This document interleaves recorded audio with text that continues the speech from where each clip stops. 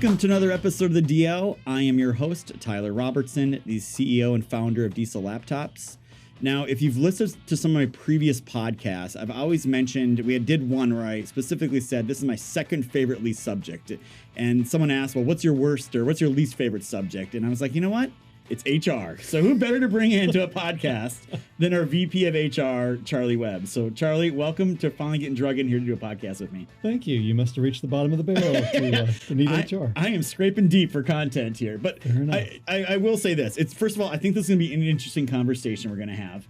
And the other interesting thing you probably don't know is every day when I go home, my kids always ask me, they go, Dad, you know, like, I'm like, how's your day? They're like, Dad, how was your day? And I'm like, oh, it was good. Like, did you fire anybody? And for the longest time, you know, sometimes I have to say yes, right? But I'm like, right. Most of them like, nope, I got somebody that does that now for me. So, but in all honesty, let's just give a little background. Like, how long you been here with Diesel Laptops, and, Sure. and what was your career path to being a senior VP of HR at a company? Well, I've been here a little over 2 years, started in July of 2019. My career is not a real traditional HR career. I started out as a lawyer. So I worked for a large Kentucky law firm, about 250 lawyers for about 8 years, practicing mostly labor and employment law. Got real tired of cleaning up other people's mistakes and thought I'll go in-house and that'll fix it.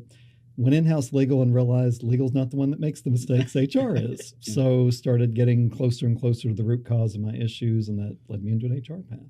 Yeah, and so you worked for some pretty big companies before Diesel Laptops. I have. I've been a regional employee relations guy for Amazon with about 23 buildings, about 15,000 employees that I was responsible for their employee relations. I've been general counsel for Kia when they built their first car plant in Georgia, and been a VP of employee relations for a NASDAQ-traded company called ResCare with about 43,000 employees. So. Yeah. So now you come to Diesel Laptops with less than 200. Yeah. When I got here, we were at about 125, maybe 130. Yeah.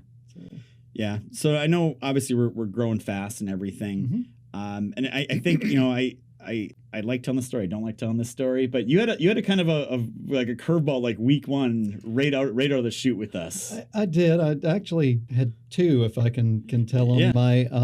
My first day, the HR manager at the time, my one and only direct report, was coming back from vacation, and I watched her walking around going, "Did you hire somebody? Did you hire somebody? Did you hire somebody?" She was trying to get payroll done, but she literally had no idea who had been hired. The managers did all the hiring. She'd been out of the loop for a week, and that was the first light bulb that went off of, okay, some processes might need to be put into place. But the real curveball came around day 6 or day 7 when we found out that person was embezzling from the company. Yep. And so one termination later, I was a one-man show instead of a two-man. No institutional knowledge, no processes in place, trying to figure out, okay, where do I start to climb this mountain ahead of me? Yeah, and I think, and I tell people all the time, like I focused on really two things scaling the company up: sales and marketing. Mm-hmm. And then I said, you know what? All that other stuff, accounting, HR, we don't need that. We'll worry about that later. The numbers will lay. We got money in our checkbook, and that really did end up biting me there, on both sides of those. I had Mike McGovern on here before talking about how long it took us to actually get financials. We went blind there for about a year. And HR, you know, I think when I look back at it, when you came in, we just had a lot of problems across a lot of areas. We had a lot that needed done, but I don't think your experience is atypical. Don't you think most entrepreneurs, they're worried about that top line revenue, they're worried about getting their name out there, building their brand. Sales and marketing is where probably 99% of them are going to put the... So I think the first like 20 or so employees we hired, we just hired the first person that showed up for an interview. Very typical, right? Friends, family, friends of friends, strangers on the street, warm bodies, whatever you can get. Yeah. And it was in hindsight, not a good thing. I mean, some actually worked out. Some are still here today. Some have done a wonderful job and continue to grow with the company. Some kind of hit the ceiling and had to stop their growth or you know, maybe move on to something that fit better. And others have washed out, and that's okay too. Yeah. And even, you know, just fast forwarding all the way to today, like I didn't see this coming when COVID happened, because COVID happened. We said, hey, we're not gonna lay people off. We're gonna work through this thing. And of course the PPP money helped. And then we saw other people laying people off. So we kind of got an influx there of diesel techs and some other people. but it really seems to have shifted in the last 12 months. You want to talk a little bit about the current hiring environment and how bad is it? Current is terrible. Everybody is short on candidates. You can tell by walking into any store or restaurant and trying to find people to wait on you. We did go through a nice little boon from COVID in that nobody was changing jobs in 2020. We had very, very little attrition. There were very few people hiring. Everybody went into a hunker down mode. And just like you've seen with lumber and steel and other products, it screwed up the pipeline. So now everybody's suddenly wanting to hire, and it's going to take several months, maybe even a year or two, before the candidate side and the hiring side get back in alignment. In the meantime, it is very much a candidate's market. It's very hard to find people that want to work, people that aren't looking for exactly their dream job. It seems like anything's a deal breaker these days. So I see a lot of people on the Facebook and social media channels, because diesel techs have always been a problem. And now it's even more of a problem. And everyone's solution is just pay more money, right? But that's easy to say that, but that creates a lot of other problems when you start doing that. Can you talk a little bit about the challenges of just all of a sudden shooting out more money to people? The number one for me is somebody always has deeper pockets. You can be willing to pay whatever money you want to pay, but there's always somebody that's going to be a little bit richer, a little more desperate. So it's a little bit of a unconquerable game. Beyond that, you can end up setting off a spiraling talent war where you pay a little more, then they pay a little more, then the third guy pays a little more, and now suddenly we're all paying double. Everybody ends up raising their prices. You get record inflation like we're seeing now, and it doesn't do any good that they're making more money. Everything costs more. And so it's a little bit of a zero-sum game there. And then the third element is you may end up attracting people that are coming only for salary. And there's nothing wrong with people wanting to make a good living, but if that's your only reason for being at a job, it's really easy to leave that job. You won't get a lot of long-term loyalty out of that. Yeah, and then you got the whole problem, too, if you have 20 people in your department and you bring one in that makes more than the other 20. Absolutely. You have internal equity issues, and so every hire has a domino effect. You're lucky if you can keep it to that department. Often it's that entire layer of the company, or sometimes it's company-wide. Yeah. So, I mean, we have a lot of different departments. We got accounting people, marketing people, sales people, diesel techs, engineers. Are there certain ones that are still, do you see it across the board, or is there certain departments that have been a little bit more difficult? You see it across the board, although skilled labor, diesel techs, engineers are always going to be harder to fill. They were harder pre-pandemic. They're going to be harder post-pandemic. But as an example, I used to post entry-level inbound sales jobs, and in a week would have 400 applicants. And it was really more of a, how do we screen this down to the best people? Now you post, you'd be lucky if you got 100 applicants. You may get 50, and 90% of them wouldn't meet even basic entry-level qualifications. Yeah. Well, and at Diesel Laptops, I know before you, our idea of like hiring people is let's go find a local agency to just help go find us, because we need people yesterday. Or we kind of just threw an ad out there. Like, how do we, can you explain a little bit what we do today and kind of how we try to fill roles and walk through that a little bit for people? There's nothing wrong with using agencies, but it's expensive. Typical agency wants 25% or so of the first year's salary. One of the first arguments that I made to you right after we let the HR manager go was I want to expand the department. Seemed a little crazy, week 2 or 3 employee doing that, but it was to get a full-time dedicated recruiter. And the logic was being they only have to fill 2 or 3 jobs to have paid for themselves. So we've experimented with the recruiting function over the years, and our current one is fairly new, but it's really still a combination of that, let's post the job and see what pipeline we get, but it's really more about active sourcing, keeping a network, nudging people who aren't necessarily looking for another job to say, you don't know our company, but if you did, you'd want to work here. And getting them to understand the culture, where you're at as a startup, you're really in the sweet spot, right? You've been here long enough to have all the benefits and all the financial stability of somebody who's actually made it, but you're still in that fun startup, lighter culture. We're not a 100-year-old insurance company that's going to bore them to tears. So when I work for somebody else, I never got any training on interviews, right? Like I was just expected. I'm a manager. I interview and hire people. I never knew what the heck to even ask or say. And we have a bit of a process here that we go through once we do find an applicant. Can you kind of walk through a little bit of what that's like? Sure. All of our managers go through a recruiting training, and we really tell them to focus on job fit. So our process starts with the recruiter doing some screening and trying to make sure that there's a basic fit for the job. passing those on to the hiring managers and let the hiring manager whittle it down to this is my best candidate or two. But then they come back to HR and we do a cultural interview, and it's the dreaded behavioral style questions. Tell me about a time when, there's a few hypothetical scenarios. Like what are some of the questions you ask on there? Favorites? Gotta give a couple away? We'll give a couple away. Like, one of my favorites is tell me about a time you were right and everybody else was wrong. And it's one of my favorites because the right answer is, I don't think that happens. Yeah. Now, occasionally we'll get a diesel tech who says, I fixed the unfixable and I'm really proud of it. I don't discount someone who's got a true black or white, right or wrong answer. Yeah. But I'm worried about the person who says, oh, that's all the time. Just yesterday, your recruiter did this and they were wrong. And it actually comes from a past life of mine where we hired a former controller to be a staff accountant. And 9 days later, she declared the entire accounting department was a disaster, could never be fixed. Was declaring the lawyer didn't know the law, the HR people didn't know HR, and I thought, we might need to start screening for that. That's probably not a good trait in an employee.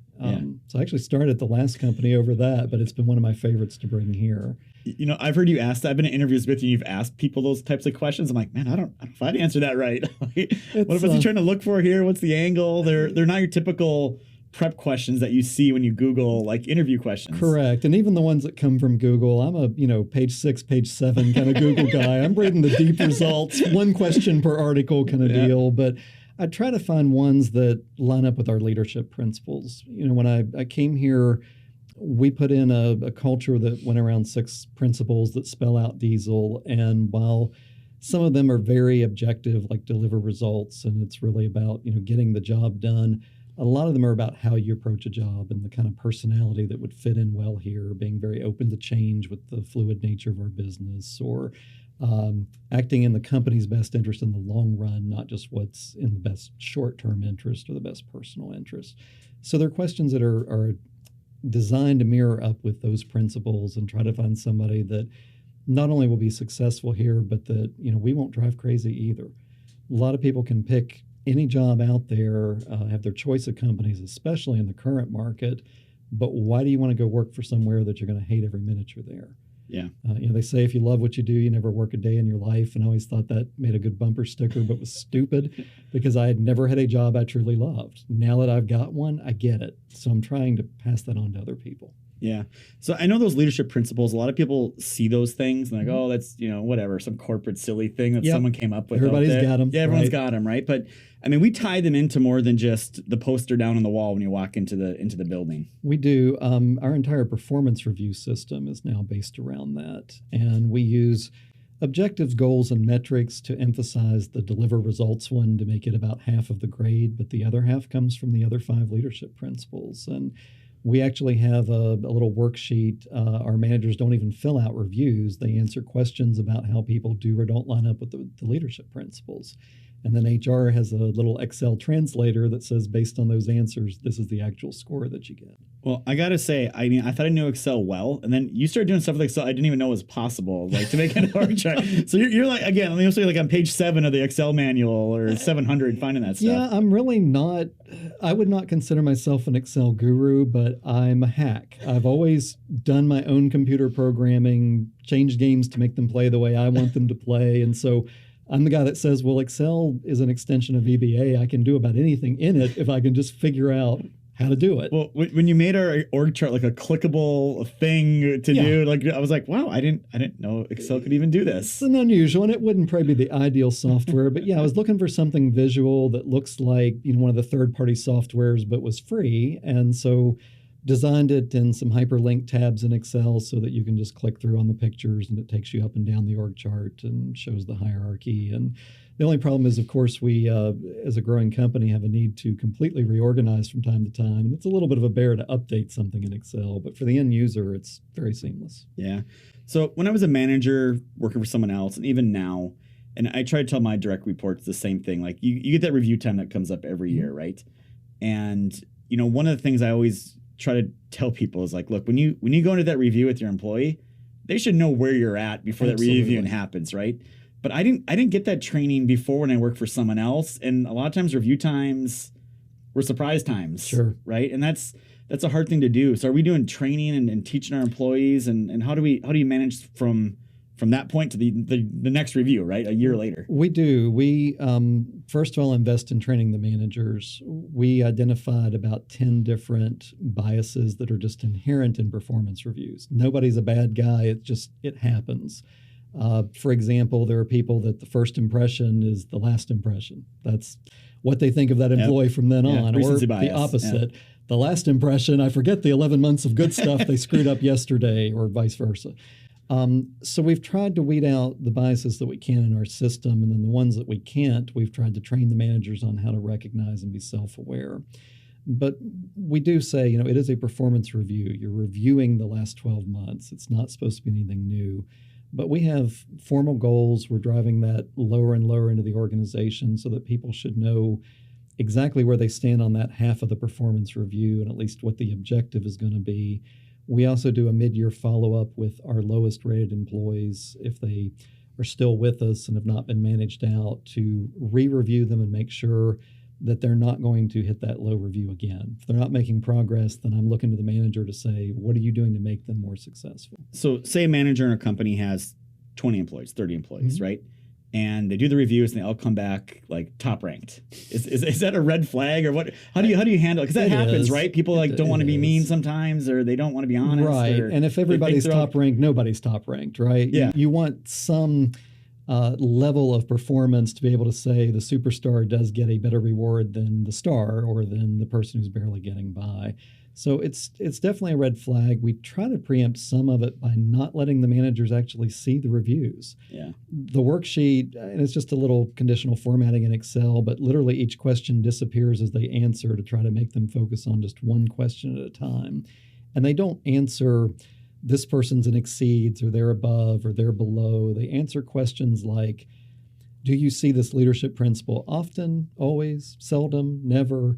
And then we translate that into a score so that they're not tempted to fudge it just to fudge it. Now, if it still comes out everybody's the top, then I have to take the manager aside and say, I think you're being a little too generous with these reviews. We do a calibration with you every year to say, here's who stood out at the top, here's who stood out at the bottom, just to make sure it kind of lines up with your opinion of them, my opinion of them, what we see day to day, what they did or didn't do on their projects. Yeah. So, I mean, inevitably in every organization, you got your top performers, you got a group in the middle, and you got a group at the bottom, right? Absolutely. So what do we do with that group on the bottom?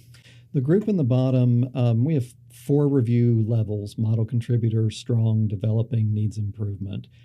All of our needs improvement and some of our lower developing contributors go into a plan out of the annual review. Now, that plan may be a different job. We've identified they're terrible at this job, but they're good people. If we just put them over here, they'd be successful.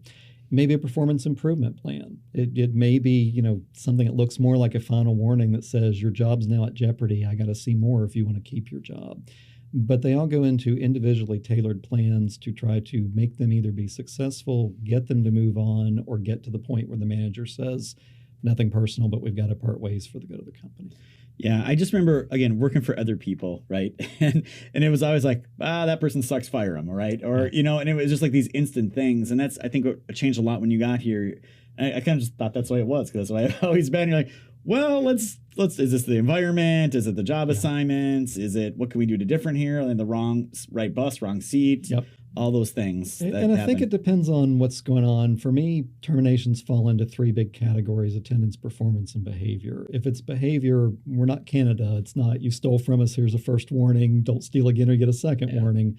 But if it's attendance or performance, I usually try to salvage somebody. If it's attendance, I need to understand, do they just not want to get up in the morning, or are they having medical issues or some other maybe family issue that we can help them work through? And if it's performance, I start with the idea of, was the manager clear enough? Did we give them a clear enough goal? Did we tell them this is not good enough performance for our company standard? So I see this come up all the time with people I've worked with, again, companies I've worked with before, and I see it actually in a lot of Facebook groups as well, where someone that owns a shop or manages will say, man, I have a great top performer in my organization, sales, technician, whatever he is, but he or she is just impossible to work with, right? Like they're the best salesperson. They bring in a ton of revenue, but they leave a trail of disaster in their wake, and they're upsetting everybody else inside the organization and causing chaos wherever they go. Yeah. how do you deal with that? Because as a company, you don't want to give up that big sale, but right. There's not good things happening and people are learning and seeing what's happening there. So what advice would you give to people that are kind of caught in that little, what do I do situation? Yeah, it's for me, it's a 3-prong attack. One is add some cultural interview questions so you don't hire more of those people, because you need to at least tie off the existing ones. 2, you've got to try to salvage that person and develop them, but that usually means weighting your performance reviews so that regardless of the sales, there's still some teeth into what happens if you don't treat people the right way. You can tell people all day long, I expect this, but if you don't measure it and you don't tie it to the rewards and the recognition, then they're not going to worry about what you say.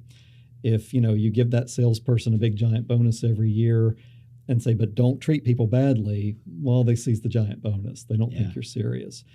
Ultimately, you have to be willing to say, I'll put up with a little bit of bad, but if they cross this line, they go. Yeah. That's painful. But if you have done the other prongs correctly, then you have started to hire people that can hit those results without the baggage. Plus, you've developed some of the people that are struggling into better employees, and then you're not losing everybody who's struggling. It's just that one person who's not getting it. Yeah. I mean, I remember talking to someone before, and they were senior vice president, with like one away from the top. And I asked that question, like, what would you do? You got 10 people there. One guy's selling the most of the stuff, but just cancer and just causing problems all over. And they were straight up like, I will never fire that person. I was like, I don't think that's a great long-term strategy, because eventually that person leaves, whether it's their choice, your choice, death, retirement, whatever. And now you have a whole culture of that's acceptable behavior inside our organization. And I would say, what could you have done with the other 9 if they weren't worried about dealing with the first guy? Yeah. At some point, the results are very visible, but the other side of the scale is very hidden, and you've got to figure out how much damage it's doing. If somebody's just a little prickly and it's not a big deal and people are accommodating it, that's probably the right answer. If they're a jerk that's causing you massive attrition or demoralizing your whole sales force, well, you probably get a lot more out of 10 B players than 1 A player if the Bs are being turned into Fs. Yeah. Well, and then let's talk about, eventually everyone's employment ends at their company one way or the other, right? Retirement, death, they quit or they get fired. Like one of those 4 things inevitably happens, essentially. And sometimes firing people can be tough. Mm-hmm. And I know when you came here, you've worked for Amazon, you worked for Kia. I'm sure you've had to terminate hundreds or thousands of people throughout the years. More than I care to admit, right? Sure. It's part of what happens in an organization. 30 years of having that job, I've fired a lot of people. Yeah, you've hired a lot too, right? To be fair, right? It's like Michael Jordan, he's missed more shots than anybody, right? But he's Michael Jordan. Yeah. But at the end of the day, you said like one of the worst terminations we've ever had happened at Diesel Laptops, which kind of put me off guard. I was like, I have to admit, in 30 years, I probably had my worst one here.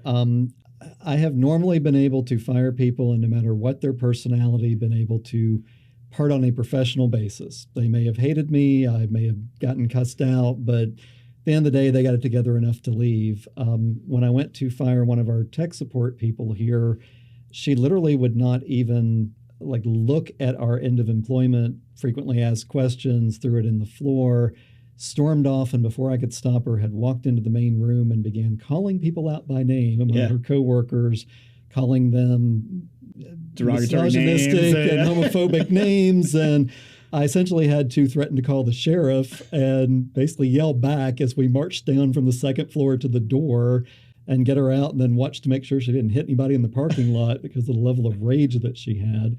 Probably did not handle it as well as I could have, but yeah, it sort of reminded me that no matter how long you've done this, there's always that situation you're not ready for. Yeah. People are different, right? They are, and the same changes that you see in society, HR is just a microcosm for that. So if you see people that are getting more temperamental or more polarized, it's inevitable you'll see it in the workforce. In my defense, we did inherit her. She did not pass our cultural interview, and I'm convinced would not pass our interview. But, we have some longer-term employees. Let's talk about that. We're struggling to find software developers and find certain positions. And, one of our teams finally found somebody, and your team did the cultural, and I guess you want to explain that story a little bit. And Brett, we are really trying to find these roles, right? We are. They're number one hiring priority among recruiting. We know it's a tough market. We know that it's a very competitive market salary-wise. It's very competitive location-wise. You see West Coast companies that are willing to hire developers and leave them in South Carolina and let them just work from there. So we're not just competing with local employers, but Google and Facebook and Amazon and anybody. You hate to lose any candidate, but we had one that was probably the worst cultural interview I've seen in 5 years. Red flag after red flag, and a lot of it was in that it's got to be my way kind of vein. Well, our engineering team is currently moving into Scrum and Agile. Teamwork. They have a new system. It's very team-oriented. It's very process-oriented. Everything screamed this person's going to fail. And if we don't fire them in the first 90 days, we'll be lucky to get them 6 months before they quit in frustration. Yeah. So as painful as it is to not have that resource, I just have to ask myself, will they add any value in that short time? Or are we just giving them a check to torture us and us torture them? Yeah. So, I mean, you've been doing this for a while, as you've said, right? And I'm in my mid 40s now and everything. And I feel like we got a lot of young employees over here, right? Did you see a difference as you've gone through the years and how new employees come into an organization and their first working jobs? Or has it kind of been the same thing all the time? Or has there been a shift at all that you've seen? There's been a shift. People are people. And on a fundamental level, everybody is somewhat the same. But generationally, you used to bring people in. Like my first job, I was told it will be 8 years before you're promoted. So don't even ask until 7. Like right off the bat. In the 8th year, the start of the 8th year, you're eligible, but don't ask for 7. I didn't think that was odd. I just kind of shrugged and said, thanks for telling me. And every year they'd tell me if I was on track or not, and we'd move forward. Now we ask people, how long do you think it should be before you're promoted? 3 months. Yeah. And, you get people that, well, I've been here 30 days. Why am I not an SVP by now? It's an accelerated expectation that's really hard to combat. And while you can get that from any candidate, you see it more in the recent high school, college grads, maybe up to about the late 20s. So, I mean, and I'll pick on Riley here for a second. Mm-hmm. So Riley, I was in my garage, right? I needed to hire somebody. And, I made Riley an offer, and, I remember talking like 2 months later, he's still just like in the warehouse, right? And Riley's he's our director of ops now. Like he's a great guy. But I just remember being like, so how do I make $100,000 a year? I'm like, you've been here like 3 weeks and you're packaging stuff in the warehouse. Like, I don't know. I don't make that much yet. Like, let's figure this out together. Well, I don't know how you fixed him, but he has been fixed. We have that conversation. He very much gets it now. And Riley's about 25 now, but, he gets the same question now from his people. And so he has to sit them down and explain, if you're a warehouse worker, there's nothing wrong with that, but you're not going to make $100,000 a year until people that flip burgers are making $100,000 a year, and $100,000 doesn't buy you anything. We look a lot at, we have people that work in warehouse or production who like to code as a hobby. And we start trying to build a pipeline into workflow analysis like we did with John Phillips, or into engineering. We try to create a growth path for them, but realistically, it usually means leaving their department. Certain functions are never going to pay more than a set ceiling just based on the world's value judgment, not yours or mine, but what the external market says these services are worth. Yeah, I mean, I look at like one of your direct reports, Vanessa, right? Mm-hmm. She started an executive assistant, and now she's HR manager, right? Right. I look at Alan Morgan. He started in the warehouse, I'm pretty sure. Yeah. Or maybe even Cole. I don't know what he was doing, right? And now the guys really like our business intelligence. Yeah, business intelligence, right? Yes. So it's amazing when people have opportunity, and you can see it in them, right? You can almost see it right away. The ones that want to learn more, the ones that are putting extra effort in, the ones that are asking.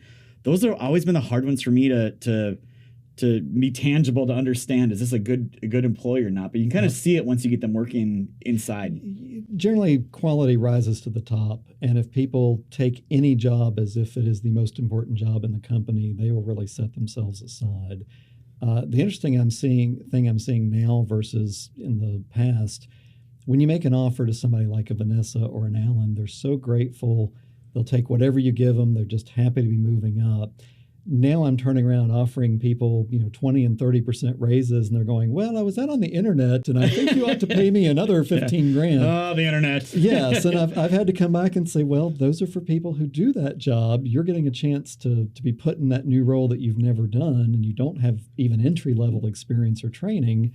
Prove yourself, and we'll let you keep growing with the company and do it. But otherwise, I've got to go look for the best candidate that may or may not be you. So if you want market rate, you're going to have to go compete with the market. Well, and I think, let's talk about the first second, because I think people do that. They go to like salary.com or glassdoor.com. That one's they type horrific. in a title. Salary.com, I can make it spit out, $1 million for your job and $500,000 for mine. So. Yeah.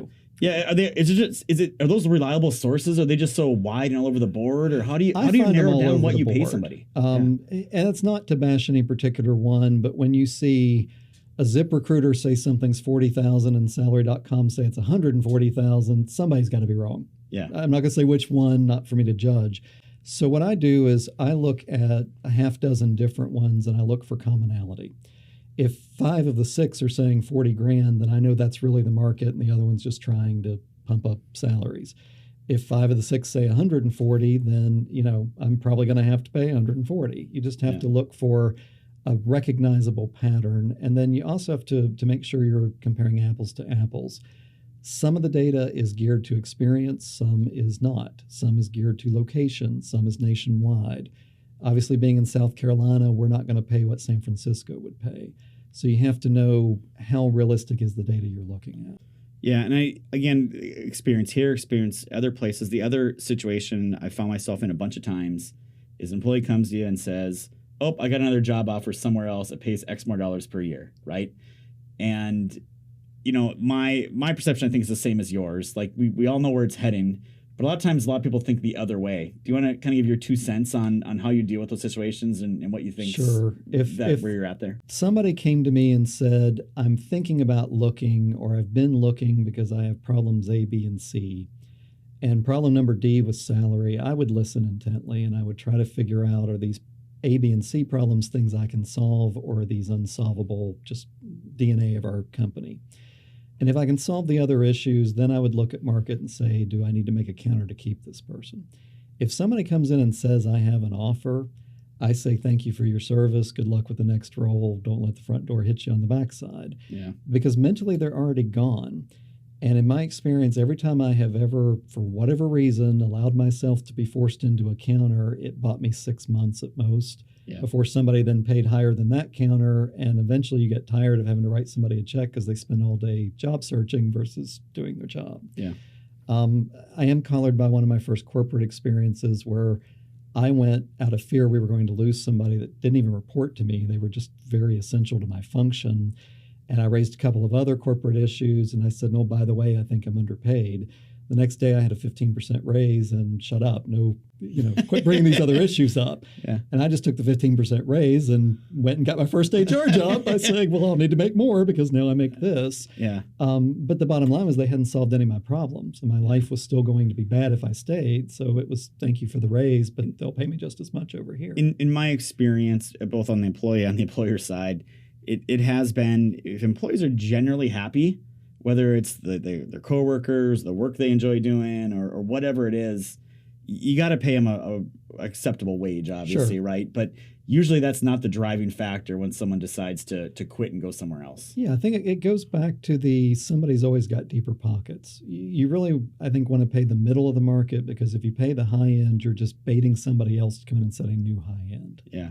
Yeah, and I view that on the sales end too, right? Like we sell our tools for more than anybody else, but we get these other things with it. And, sure. I know as a growing company for us, for me too, it's been a struggle, right? Because I'm trying to grow my company, and then hey, we need to do a 401k. It's going to cost this much a year. We need to do this thing and better benefits and more of these things. I do sometimes feel like I'm just going to you asking for money every other day, but hopefully we're saving enough to pay for these things. But as the company grows, certain things become more and more expected, like the 401k that we put in the beginning of this year. Yeah, and I realized that a while back too. I was like, man, if we don't offer good medical and have great benefits and 401ks and all these other things we want to do, I'm never gonna get the good talent that we need to have to keep growing at the rate we want to grow. Or you're going to have to pay the absolute top of the market cash wise, because they're going to turn around and use most of that to pay for their benefits. Yeah. No, exactly. So if anyone is listening to this, they're on a small business or they're just getting going, any basic 101 advice you'd give them just kind of as they're starting to build their business? Sure. I think the first thing I would say is when a lot of people hit that need for an HR person, they tend to get an office manager instead of an HR person. Yeah. And I think that's a miss, because you'll get somebody that'll get everybody paid, and that's important, yeah. but you won't get any of these bang for the buck that we're talking about. The second thing I would say is if you're too small to really afford that HR role, remember that 90% of HR is just treating people right. Yeah. There is about 10% that is very technical, and you will probably screw it up and you will probably get fined at some point. But you can avoid the big lawsuits. You can avoid 90% of the discrimination and harassment and so on just by treating people like their family or like their best friends. I'm not saying cross any lines or be friendly, outside of work or anything like that, but just treating them as well as you would treat your family or your best friends. Yeah. There was just a Facebook post the other day where an owner of a small shop is like, hey, I'm looking to hire some people. I'm not sure what to offer. And he kind of like listed out his benefits. And he's like, what do you guys think? You just get input. And all of a sudden, 2 days later, the guy's got like 500 comments from people like giving ideas and suggestions and everything. And the one that got the most likes was the guy that's like, look, I probably don't get paid as much as I should, but my boss buys us lunch every day. There's cold beer in the fridge on Fridays. We all sit around and just talk about whatever. I need a new tool in the shop because something broke. He gets it for me right away. He takes care of me. I get as much time as I want off, but I also need to get work done. I'm on a salary. So you tell the guy was really like, hey, I love the guy I work for. Yeah. And that was the number one liked thing on there, which shouldn't really surprise people. No, most people don't leave jobs, they leave bosses. Yeah. And even if they're leaving a boss that they don't have a problem with, it's often because they think their boss can't fix the problems they do have. Yeah. So even if it's not a bad boss, it may just be a powerless boss.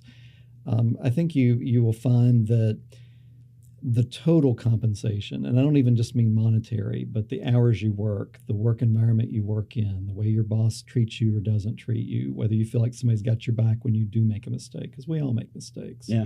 I think most employees want to believe there's a system, it's fairly applied, and I'm not going to lose my job tomorrow unless I do something fairly egregious. Yeah. Once you remove that fear, it becomes a much more tolerable thing to do to go to work. If you're walking on eggshells every minute of every day, of course you're going to be miserable. Yeah, and it goes to retention too, especially in a time like this where it's so hard to find people. And if you're just flipping employees, your business is never going to do what it should do. And I've been in departments of companies where that's been the case. Like it's a new hire every week, it feels like, and someone else walking. Well, and we're seeing certainly an attrition spike with the COVID hiring opening up after a year of no other jobs. But I like that at least some of our people are thinking twice. They know there may be more money or some other carrot may be dangling in front of them, but they also know I'm giving up something I may not get in the next work environment. That's what you try to do to really retain employees. May not be able to compete with the financials, but the intangibles you can win. I think you said it right. Treat people like you want to be treated, right? You do that. Absolutely. You do that. You got most of it done at that point. And there are good resources out there. I mean, we outsource some stuff. Like that, we have Slow Montgomery in town that helps us some stuff. Sure. And they're even companies our size have resources that we go find. We have Palmetto Payroll, which is a great partner on the payroll side. Slow Montgomery on the unemployment side. Outside counsel to boost anything that I'm not comfortable handling, but we do tend to keep most of it in-source just because maybe I'm a control freak, but I like having somebody that I see day in and day out that I can work with if there's an issue. Part of it is scale. Sometimes we just don't have the volume to get the cost that would make it worth outsourcing. Well, I know we had a low bar set for you when you came in when we had to terminate someone embezzling from us, but you're doing a great job for us, Charlie. So I really appreciate it. I've got a good boss, so I'm very happy here. We're getting brownie points with each other here. There you go. All right. Well, thank you much for coming on. It's been great. It's always, I joke, I do appreciate what HR does for the company, for the employees. It's a very important part. It's just I'm more of a sales and marketing guy, and these things need to get. I need great people that can do it. I don't blame you a bit. HR, like all people, is weird and gross, and I don't blame you for not wanting to deal with weird and gross or overly bureaucratic lawyers who give us all these rules to follow. But hopefully you see the value in having somebody not just buffer it, but get you a good result within the area too. I definitely see it now that you've been here 2 years. I'm like, thank God Charlie's here. You don't know you have no idea how many times I've gotten home and told my wife that exact thing. So it's been great having you here. That. And I think we have a lot of future ahead of us. And I'm sure Diesel's going to go a lot in places. And you guys got a lot of people to hire over there currently. We do. Looking forward to a long ride with some old friends. A quick plug, if they want to find where we have open job positions, where's the best place for people to go? Always right on our website and typically on Indeed.com as well. But diesellaptops.com, every job's out there, including the ones we may not be actively trying to hire, but are generally interested in, like diesel mechanics. I would say the last couple people we hired, we didn't have job openings for them. Correct. Just like great people found us, and we're like, okay, we're gonna figure this out. And we're not afraid to stack the bench. We obviously can't do that for everybody, but if there is talent, sometimes we don't know the jobs we need until we see somebody and go, wow, that's exactly the kind of person we need. And that reminds me, I think I need to hire a couple more positions. I'm gonna talk to you right after this about that. Sounds good. All right. Well, thank you everybody for listening. If you're on any of the podcasts everywhere, if you're on YouTube, we thank you for watching. Charlie Webb, Senior VP of HR and Legal, does a great job for us. You definitely need to have an HR department if you're going to do anything at all and grow your business. So with that said, as we end every episode, it's just not diagnostics, it's diagnostics done right. And having a great HR and legal department really helps that cause. Thank you for watching and listening.